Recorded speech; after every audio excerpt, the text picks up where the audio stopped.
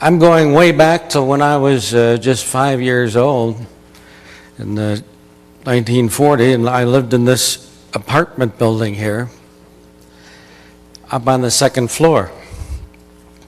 And I used to look out the window all the time, out across the area, and lo and behold, I got to see UFOs.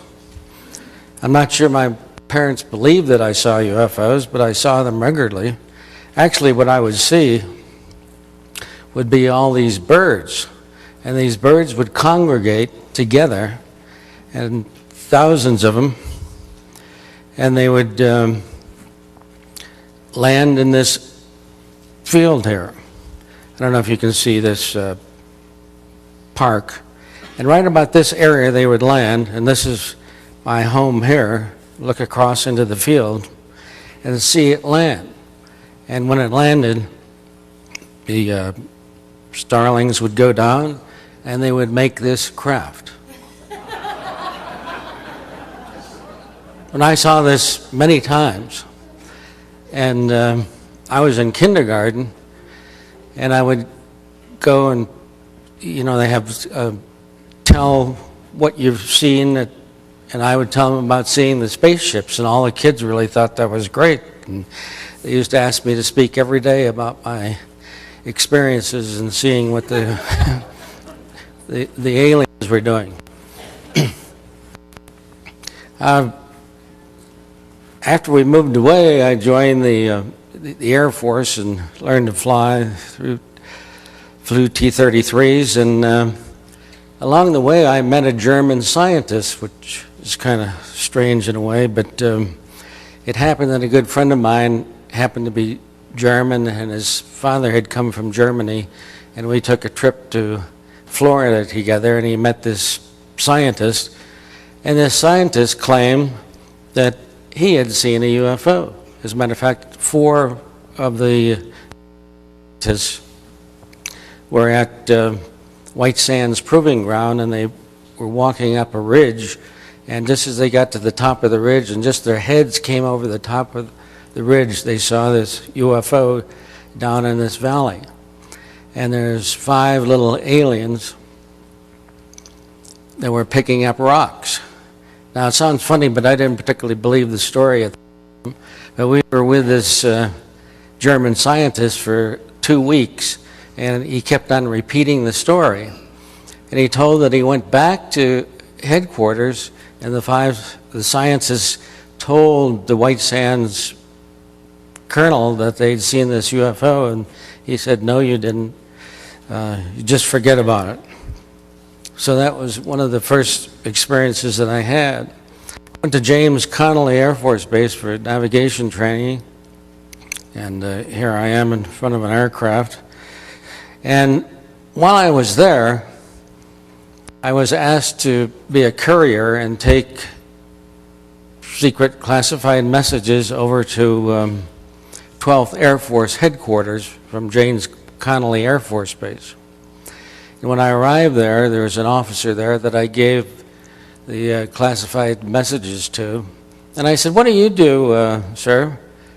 He says, "Oh, my job is to schedule UFOs into Gray Army Air Force Base, and they pick up cargo and so on and take them away." And I didn't think to ask him whether it was our UFOs or alien UFOs, but very early I heard that there was UFOs in the Air Force. And they were at Gray Army Air Force Base, and the interesting thing about that is that there's some secret hangars there, at least I was told that, and that these craft would land and be moved into the hangars, and at the same time large amounts of cargo would come in on trucks. And the strange thing is that these trucks would come on and they would not come out of the base. People would see hundreds of trucks go on the base and nothing come out. I'm not sure what that meant, but it was kind of strange. James Connolly allegedly had discs flying out of it. That was the word that we were told. I did not see any discs. This happens to be Michael Schratt's pictures of discs that were at James Connolly and other bases. When I graduated from flight, transferred to Athens, Greece, and here we're going into Athens and seeing the Acropolis and the Parthenon. And the fellow that was in the office next to me was a pilot who had come from Korea, and he flew B-25s over Korea, and he said he was flying there one day on a bombing mission, and flying off his right wing is a UFO. And this UFO stayed with him for an extended period of time and started doing loops around the aircraft. And then it flew off in high speed. Now, again, I didn't see that, but I believe what these people are telling me because it's first-hand accounts. Then I was transferred to London, England, and there I flew tanker aircraft. My mouth is dry.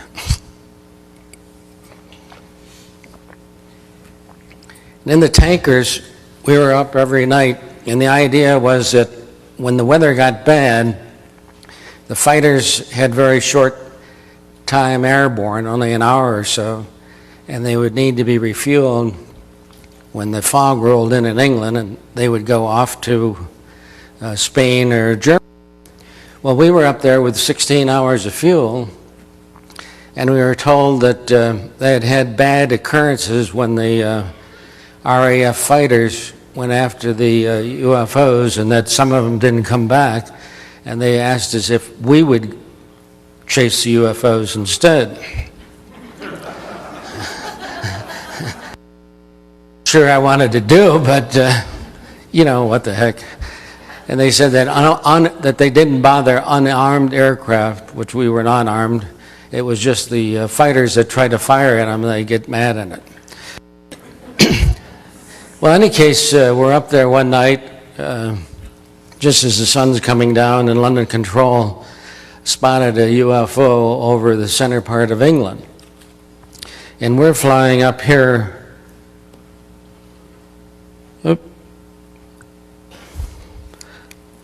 over the North Sea, and the UFO is down here near Stonehenge in the center of England. So we're at some 33,000 feet, and the UFO is at about 1,000 feet. So we had to move from the North Sea down to where they were, which would take 20 minutes or so. But we were doing some 400 miles an hour, and we're diving down, and we looked over at the red line of the aircraft. We're going 30 miles over the speed limit, so to speak, on the aircraft. The red line means if you fly above that speed, your wings will come off, which is a bad thing. So anyhow, we had to pull back on the power. But we look on the radar, and interestingly enough, on the radar is this huge radar return. And if you fly over Scotland, one of the most prominent radar returns is the Firth of Forth Bridge, which is shown here. And the radar return was just like the Firth of Forth Bridge. Well, assuming that they're the same type of object, the Firth of Forth Bridge is almost 100 years old, and it's made out of old iron and steel, but it's roughly this shape, and that's the same shape that the UFO had. And when we got near Stonehenge, England, by that time we had slowed down some. It's out in front of us, and it was actually at night, but this is what it looked like. It looked like a long cylinder-shaped object. If the radar was correct, it was almost a mile long. It was a huge object just hovering over the center of England.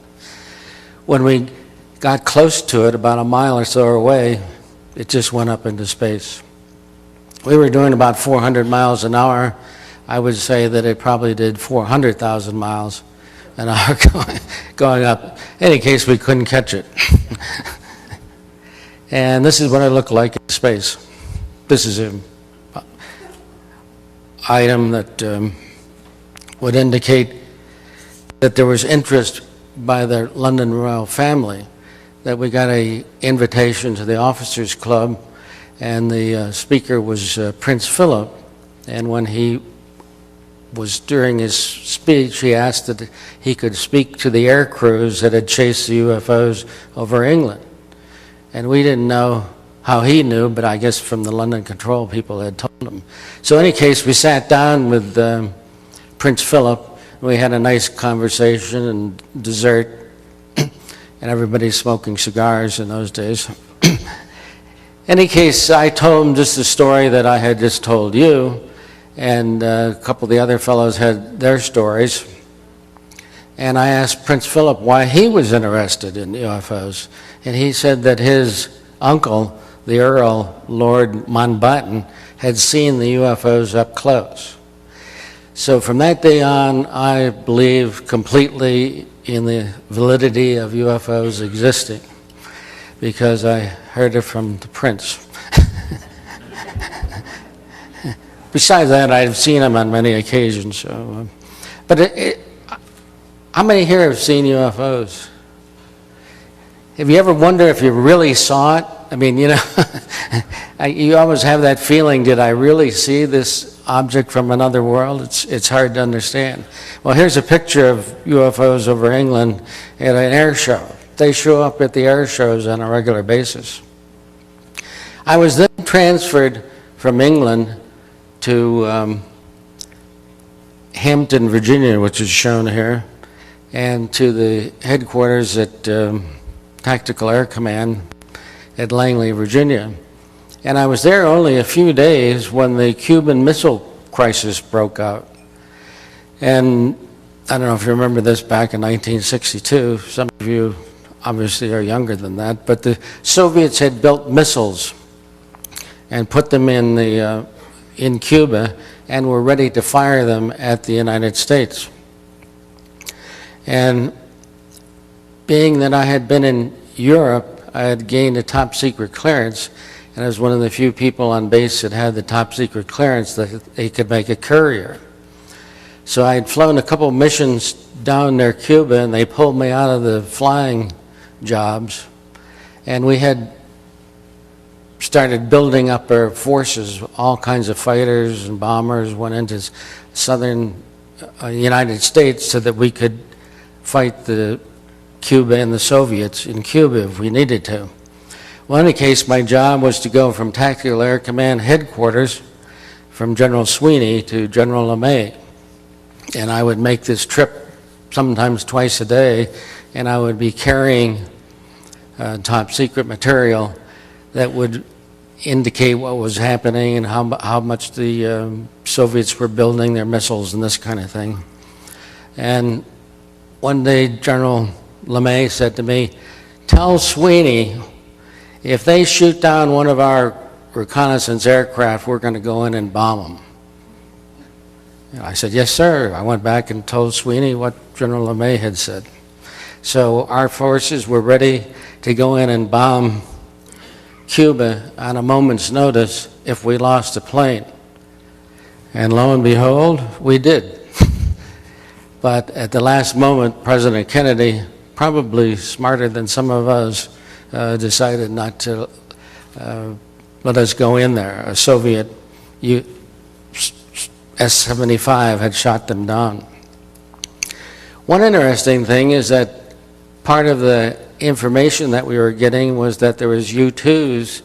Besides U-2s, there was UFOs over Cuba, and that they were seen apparently finding out what the Soviets were doing.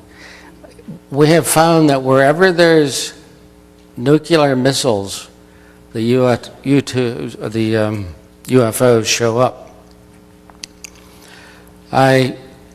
Back at Langley, after the missile crisis died down, one of my friends was an F-106 pilot, and he told me the story that F-106s had been shot down by a UFO in Japan.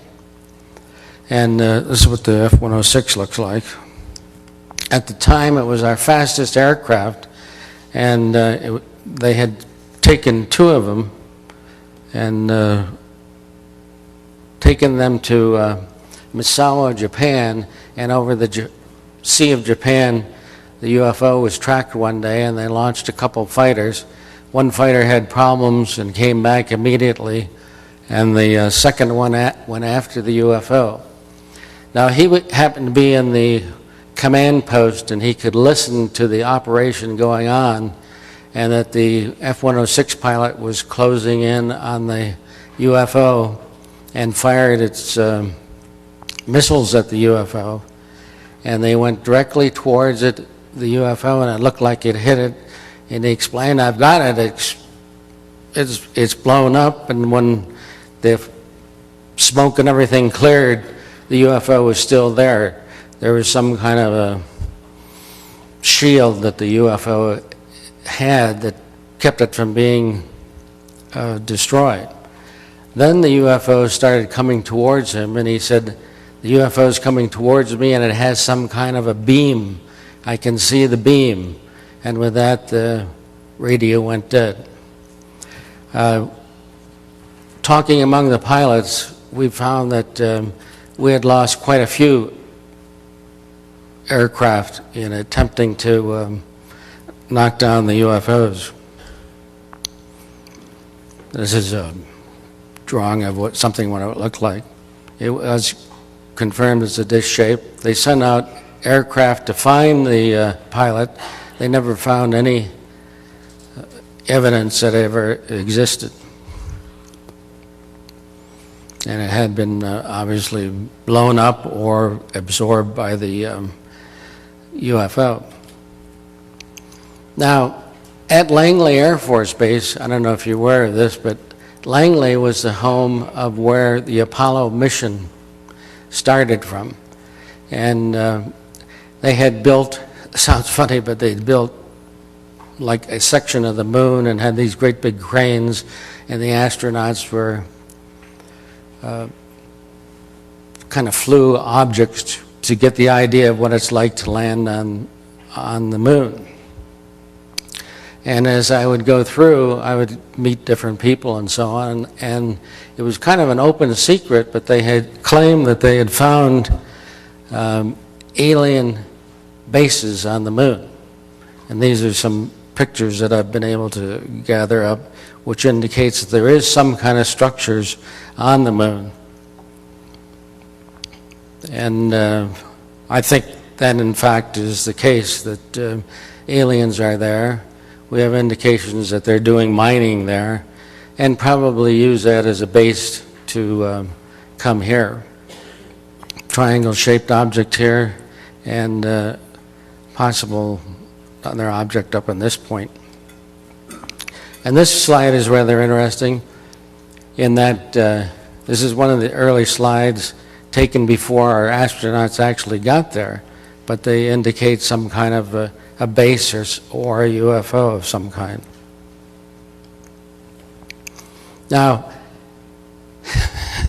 when you're in Tactical Air Command, you're also part of the Navy. That sounds funny, but we're the Air Force part of the Atlantic Fleet, and consequently I periodically would have to go over to Norfolk, Virginia and work for Admiral Moore, who eventually gave me a letter of commendation.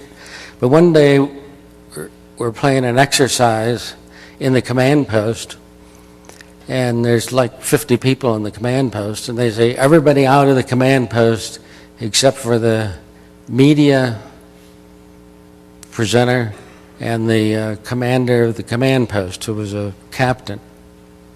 And with that, everybody leaves and Admiral Moore comes in.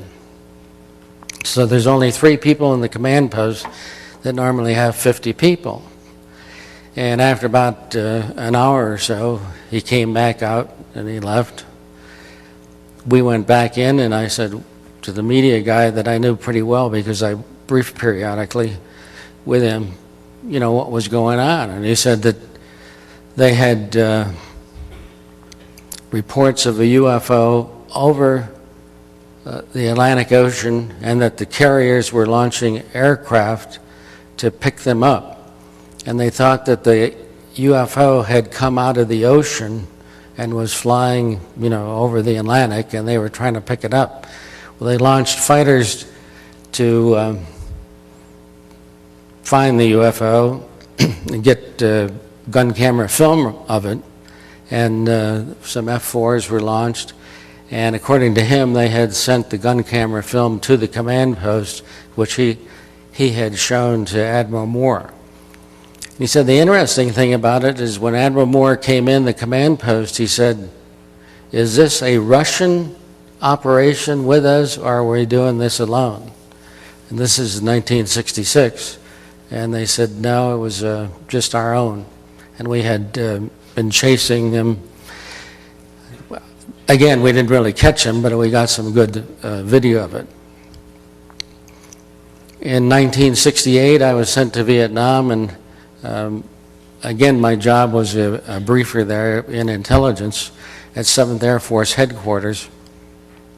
And I worked for General Brown, who has his biography, and in the biography, he says they weren't called UFOs, they were called enemy helicopters. They were seen up around the DMZ in the early summer of 1968.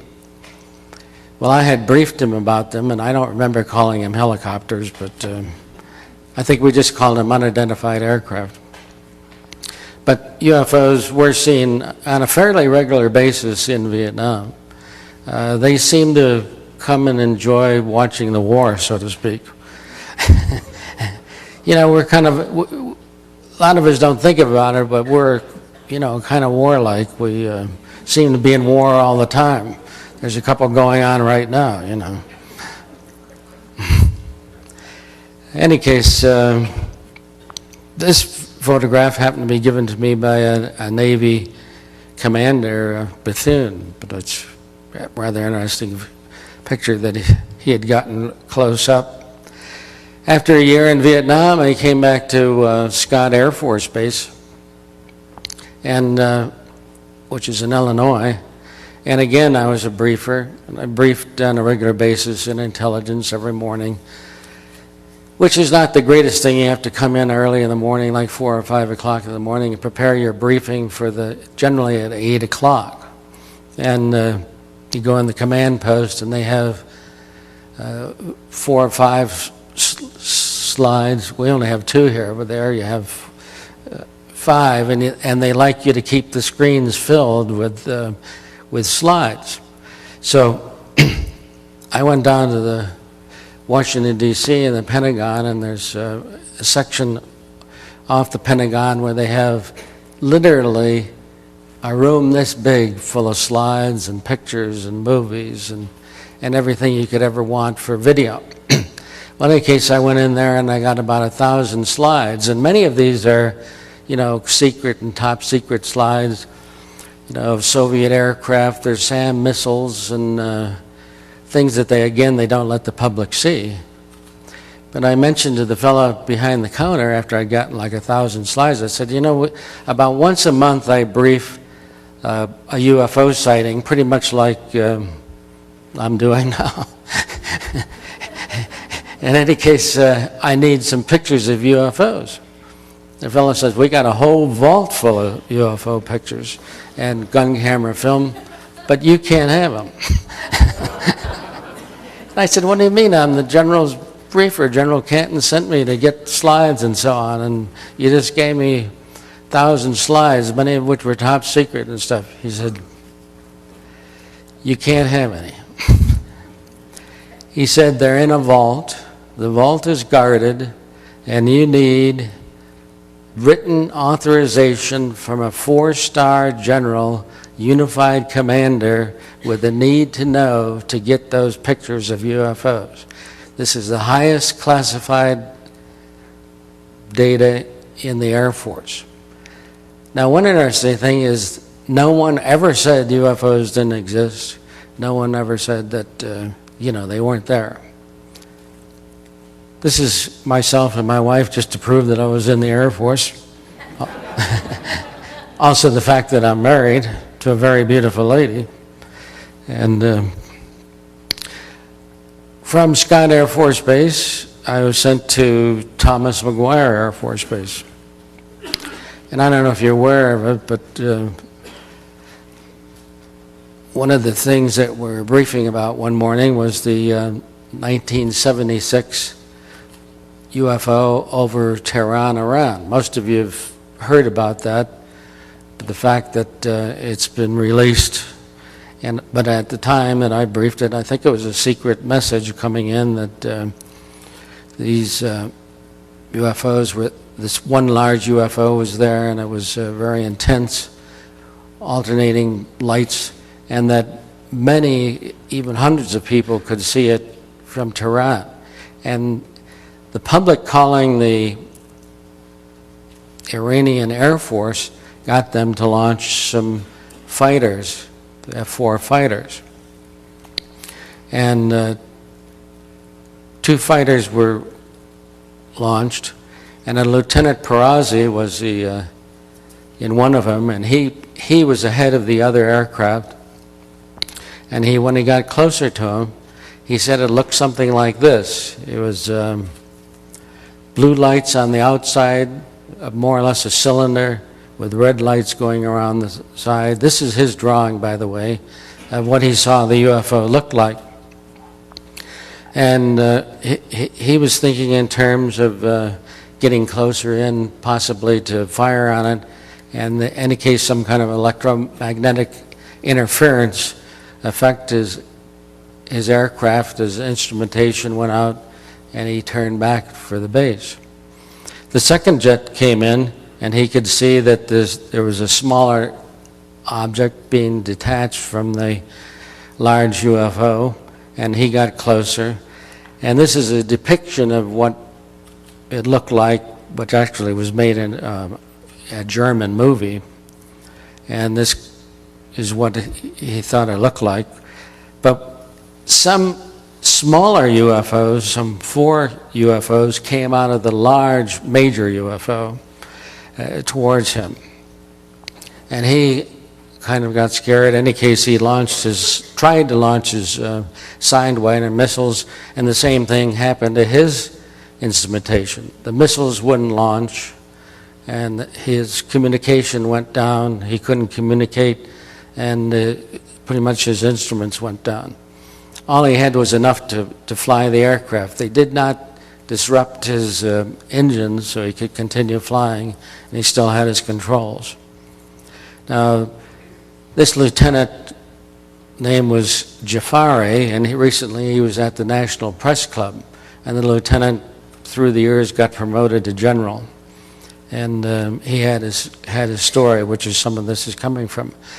But I'm not sure that he knew this, but we were being told that the UFO was on satellite. At the same time, we were picking up the UFO over Tehran on satellite. And I don't know if you're aware of this, but we pick up about 50 fast walkers per month on our satellites, indicating that in round numbers 25 are entering our atmosphere and 25 are leaving our atmosphere. And these are being picked up on a regular basis. Now, McGuire is actually 3 bases in one, which is in the center of New Jersey. And then McGuire is on the western side, then Fort Dix, and then Lakehurst. And this area is rather interesting history to it. And this is the entrance to Fort Dix. At one time it was training for the Army. There's still some training going on there. But there's a lot of trucks and tanks and that kind of thing there. And here's the headquarters. Here we are at Lakehurst Naval Air Station. And Lakehurst is famous for the Hindenburg. I don't know if you remember the story. But the Hindenburg is moving into Lakehurst and apparently hit by lightning and destroyed, and May 1937. So things do happen at these bases. And back in 1960, we had these Bomark missiles. And these Bomark missiles were designed to knock down Soviet bombers that were coming in, and they were armed with nuclear warheads. One day, one caught on fire. The Bomark started burning, and it blew up and essentially blew up the whole site. But no nuclear weapons exploded. It was strictly the explosives on board the craft that actually are designed to set off the nuclear weapon, which went up. But this area is still pretty much off limits today. It's all fenced off, and they're still having trouble with radiation and so on there. Back at McGuire, the UFOs were starting to be picked up this one night on January 1978. And 11 UFOs were counted in the pattern, and they seemed to be all disc-shaped craft, and an alien was seen on the ground at Fort Dix. And military policeman came upon the alien and told him to stop. The alien wouldn't stop, and he fired his gun allegedly 5 times into the alien, who was mortally wounded but took off running towards the Air Force. In any case, the alien is running off, and this military policeman is after him, and they started getting a whole group of people chasing him. They had the military police on the Air Force side, they had the security police on the Army side, and the state police were all after the alien, so to speak, to find out what he was doing. This aerial view that I took gives you an idea where it was happening. But this is McGuire here. This is the end of the runway, and the alien was actually over here in this area. And the people that I was in contact with were air policemen who were over on the Air Force side, and they can see all the searching going on over in the Fort Dix area.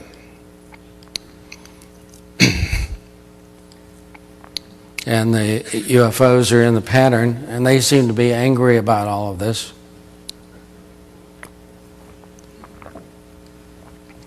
And this Sergeant Moore wrote and told that he had found the UFO on the end of the runway. He had announced this to the sergeant at the desk, and later on he made this drawing of what he saw on the ground there. And they set up a perimeter guard around the alien, and almost immediately some planes started coming in from Wright-Patterson, and they carried a special group of people, and they came in and took over the guarding of the alien, and he was sprayed and pictures were taken and so on. And very quickly the plane was loaded and taken off for Wright-Patterson. Well, about this time in the morning, I came on the base and through the National Guard area, and they had a big check at the gate. Normally they wave you right through, but this day they checked all your credentials. They said there was an alert going on, and as I drove on base, I could see the red lights out on the end of the runway. And my job was at this 21st Air Force headquarters, where again we had a command post. That was kind of the system in those days, and every morning there'd be briefings for the generals. I went in the command post, and when I walked in, they said an alien had been shot and was on the end of the runway. And that a plane had come in, a C-141, which I flew, was coming in from Wright-Patterson to pick up the alien, and the strange thing was all happening within a matter of hours or almost minutes. It's like the people at Wright-Patterson knew what was happening and had launched planes almost immediately. In any case, this group came in, picked up the alien, and were taking it back there. And my job was to confirm the story, which I called military police, and they confirmed that this was going on. Talked to the radar people. Yes, there's UFOs in the air, and talked to the tower. Tower people said yes, they could see things, that something was going on, and aircraft in the air were seeing things. This gives you an idea what the base and where the, having trouble here. The alien was shot in this area here where there's a lot of vehicles, and ran across to the end of the runway and was found about this point. Now the interesting thing is that there's this open area here which is all cement, and we'll talk about that in a minute. Again, with more UFOs, and my job was to brief General Sadler that morning. And just before I went on to brief the story about the alien being there, they said, don't brief it, we want to, so many words, keep it quiet. Again, the pilots were seeing UFOs and in the pattern. And that morning, after my regular briefing, I went over to the photo lab, and the photo lab indicated that they had taken pictures of something very strange, and they actually handed me the envelope, and I went to open it, and they said, no, he can't see that. So I never actually opened the envelope to see, which I assume was aliens. Interestingly enough, it started snowing, and by the next morning we had this huge pile of snow. And I've never seen this before, but we had a military policeman guarding the snow. Now, part of the story that I never could confirm is that the craft crashed, or part of a craft was thrown out, like a escape pod, and that the alien was in the escape pod. Again, I can't confirm it.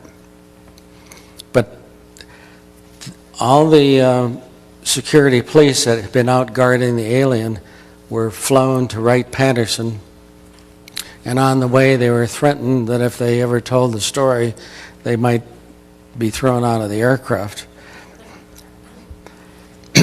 Now, later on, Leonard Stringfield got the story, and I found out about it, from my standpoint, and I started investigating and went to the security police offices and asked for any files that they had, any indication that there was aliens and all of that, and they knew nothing about it. Whether they did or not, they wouldn't admit to it. I talked to some security policemen, and one indicated that he had seen the aircraft and the UFOs in the air, but he didn't know anything about the UFO itself. And this is the area where the alien was allegedly shot. And interestingly enough, they shut down the road that went behind the base, and I'm told they were cleaning up areas. It was closed for an extended period of time, particularly at night, like something was going on for several weeks in trying to clean up whatever was left over from the alien. And this is the area where he went from Fort Dix across the fence or through the fence over to McGuire.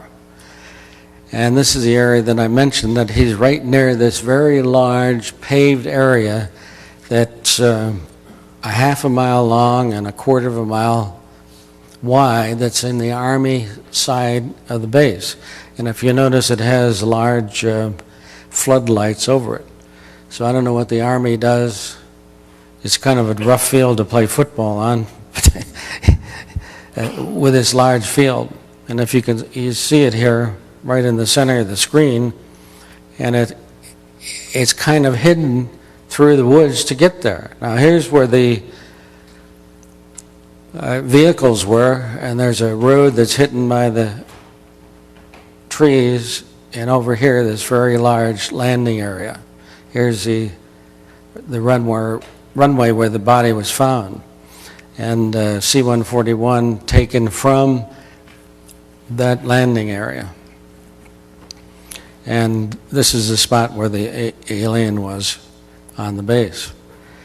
Now I talked to a lot of colonels and generals, and nobody seemed to know anything about it.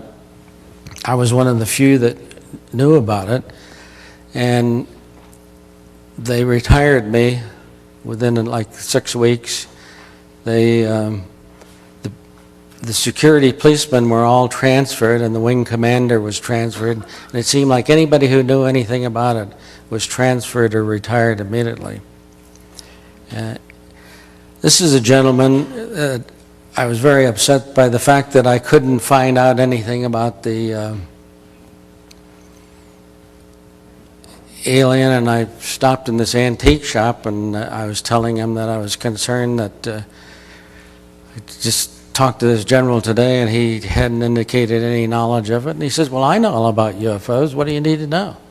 He says, I was in OSI, and I was at Wright-Patterson Air Force Base. And one night at about 2 o'clock in the morning, I got a call from a friend of mine, and he says, come over to Hangar 18. I've got something to show you. And he says, it's in the middle of the night, my wife's asleep. He says, this is worthwhile, believe me. In any case, he goes over there. He meets his friend who lets him in this hangar. And he's shown an alien body. Now this alien body is from the movie Hangar 18. It's not the real alien. I'm sorry I couldn't get the picture.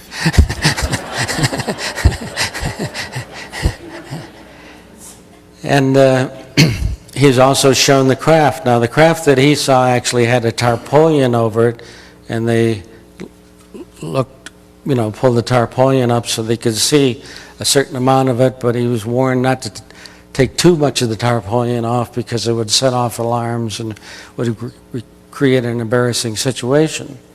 So I was always interested because he said it looked just like Hangar 18. Well, I happen to have a friend, Sam Sherman, who produces movies, and I said, do you know anything about Hangar 18? He says, oh yeah, that's my friend, he said, who made that movie, and he said that was backed by the Air Force, and that everything in that movie, as far as he was told, who made the movie, was true. So if you want to get good inside information, you might rent that movie. So, well, with this, I'm all excited now about going to Wright-Patterson, and about a month later I had an opportunity to drive there. So I called this fellow up who was the antique dealer in Vincenttown and said, well, where do they keep the UFOs? When I go to Wright-Patterson, I want to see some. So he explained to me that, well, when you go on the base, you can go into the museum area. He says it's not there, but it's worth seeing the museum.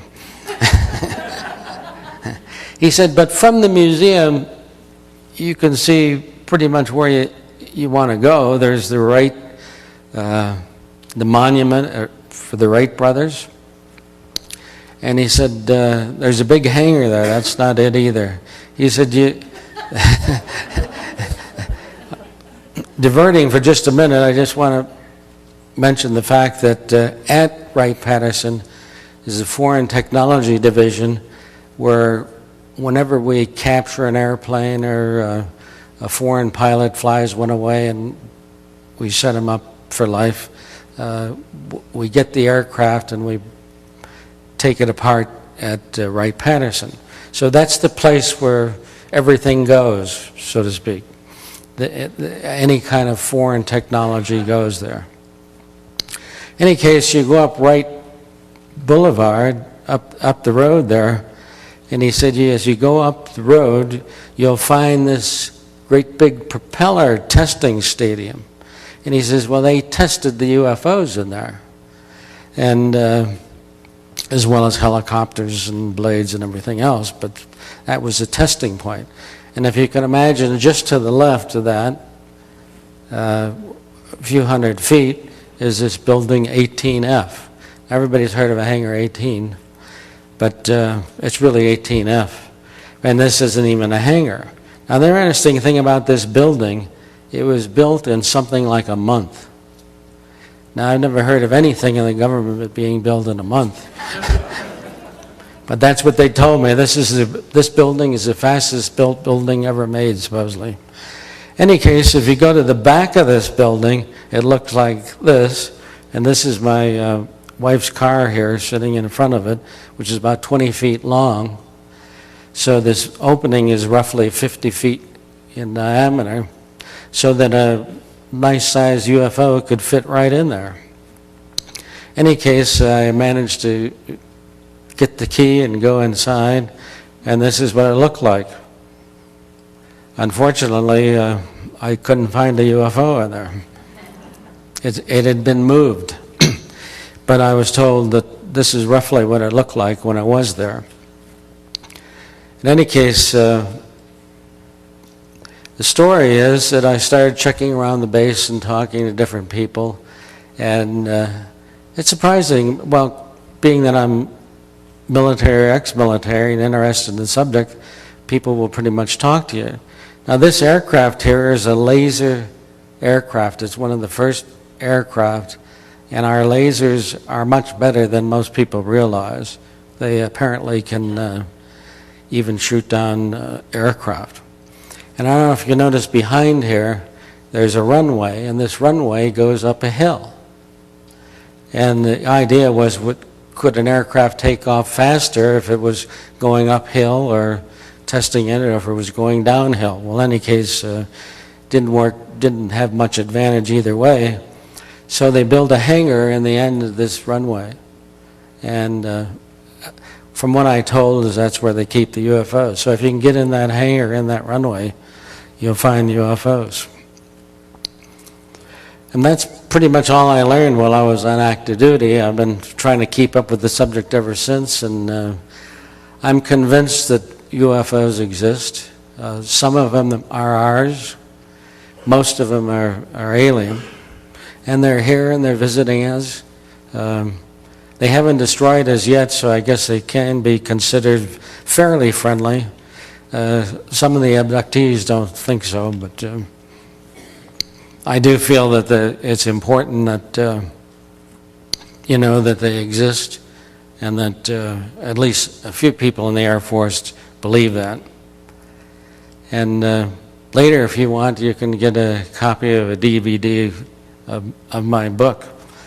And of 13 years of files put out on a weekly basis.